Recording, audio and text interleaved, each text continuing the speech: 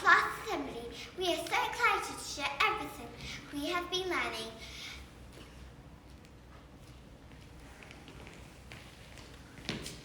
We hope you enjoy listening to everything we have to tell you. Today we're going to talk to you about significant people.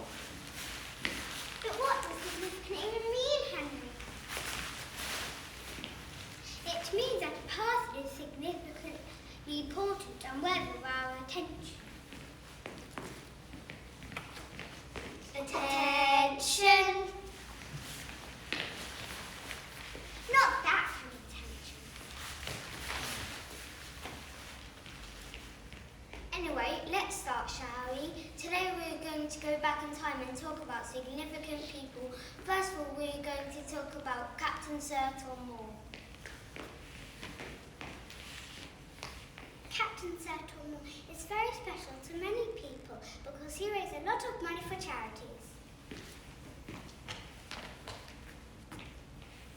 He wanted to raise £1,000 for NHS charities by walking 100 laps off his garden before his 100th birthday. That's a lot of walking. He went on to raise 33 million with the help of many supporters, and with those efforts for charity that made Captain Tom world famous. We'll always remember him.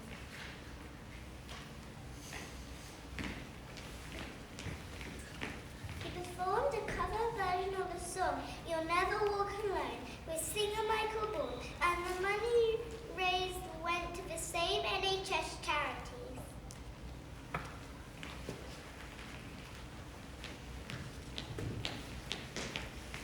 By late April 2020, more than 800,000 people signed a petition calling for Captain Tom to be knighted.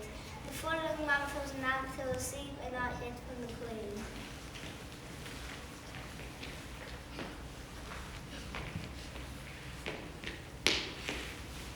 Wow, what a special man and well deserved. Now we're going to move on to Amelia Earhart. Amelia Earhart, the first female aviator to fly solo across the Atlantic Ocean. After enjoying a 10-minute airplane ride when she was younger, she decided she wanted to be a pilot. She wrote in a diary, "By the time I was over 300 feet off the ground, I knew I had to fly."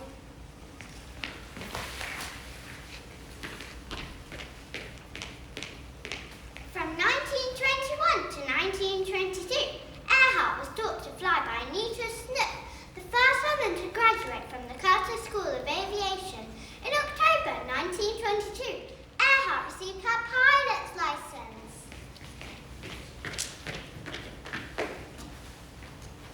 Soon after, on October 22nd, 1922, Earhart set a women's altitude record of 14,000 feet in a Kinner Canary open cockpit single-engine biplane. Earhart set many flying records throughout her life, and Earhart wanted to be the first of either gender to fly around the world close to the equator. During her final flight, the pilot friend knew a weather report describing heavy clouds and rain northwest of Holland had been issued, and Earhart had run into a storm. Earhart transmitted several more times but never reached her destination, disappearing somewhere off the coast of the island. She was never found.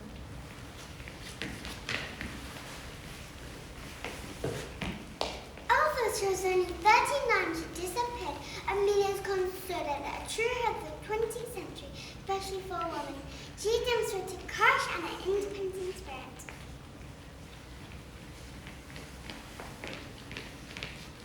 I wish I was a pilot now. Now let's move on to Neil Armstrong. During the 1960s, there was a race between Russia and the USA to put a man on the moon. Apollo 11 was the first space flight which landed the first humans. Neil Armstrong and Buzz Aldrin on the moon, July 20, 1969. On his first visit to the moon, the astronaut not spend less than 3 hours exploring. They had to learn as much as they could. They even tried out different ways to move on the moon to see what would work best. Buzz tried kangaroo hopping to see if that would be easier than walking.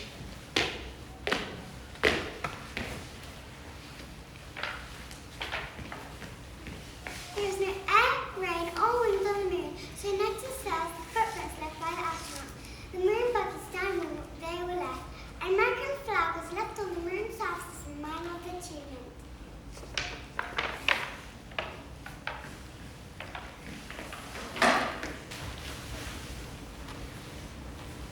600 million people around the world tuned in to watch this historic moment. Neil Armstrong started the moon. That's small step and then one giant leap from America.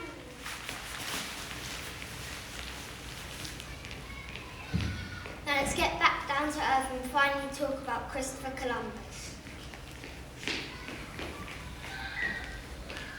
Christopher Columbus is credited for discovering America. He was born in July 1451. He learned how to make maps and navigate ships.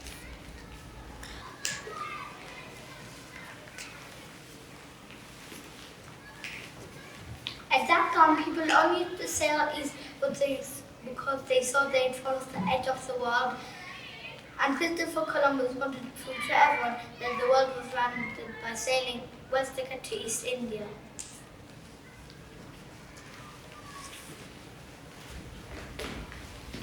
India was very important for the most of the spices that grew there. People in Europe wanted to. They used spices in cooking, medicine, to dye clothes and lots of other things.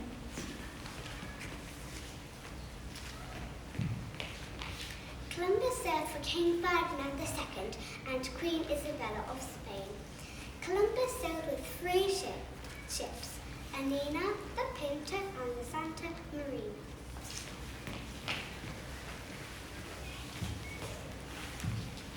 He had about 90 crew members. They set sail in August 1492 from Spain. In October 1492, they spotted the Caribbean islands of the coast of America.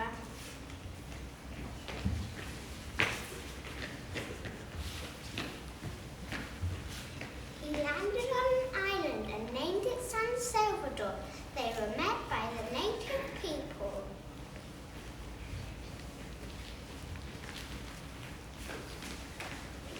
Columbus and his crew greeted them to look around the island for treasure. He also told them about Christianity.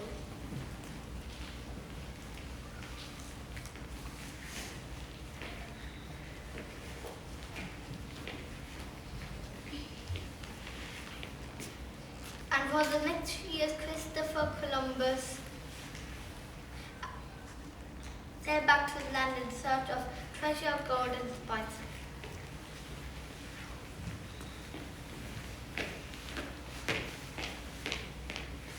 It was only after he died in 1506, people realised that the land he had found wasn't India, but a new land called America.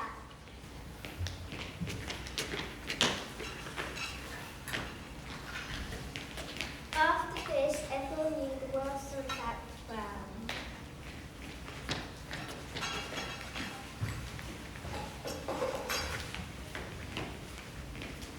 Imagine finding a brand new place. How incredible. Goodness me, we have told you all so many facts today. There's so many people to talk about too, but we're running out of time.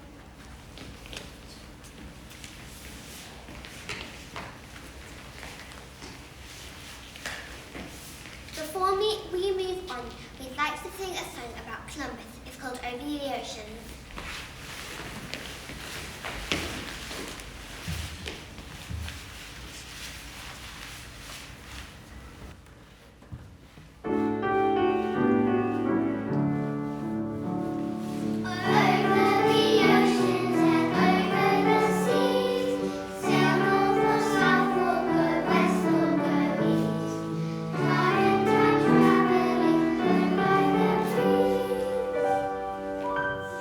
Over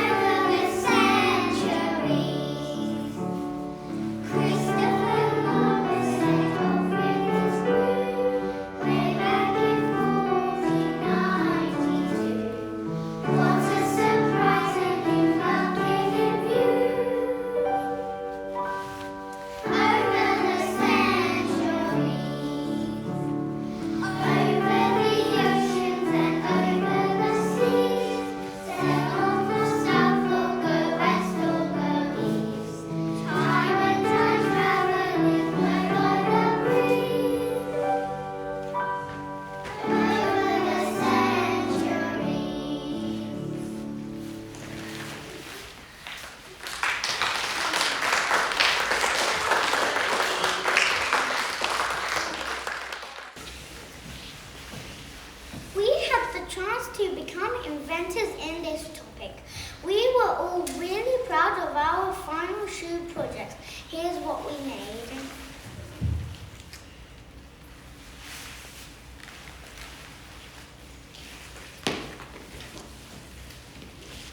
We also learned all about Alexander Graham Bell.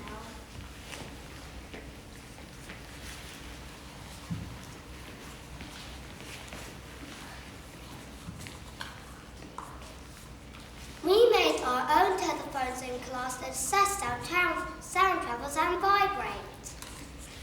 Hi, Tom. Hello, Archie. Are you excited about our assembly? Yes. Me too.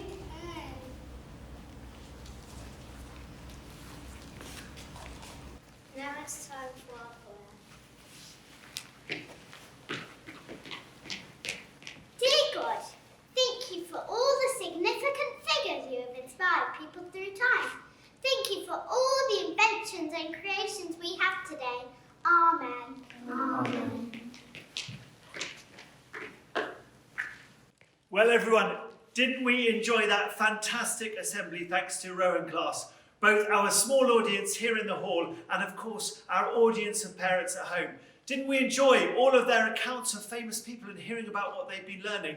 Admire their wonderful shoes and enjoy listening to their singing. So shall we all join together and say very well done to Rowan Tree class? Well done.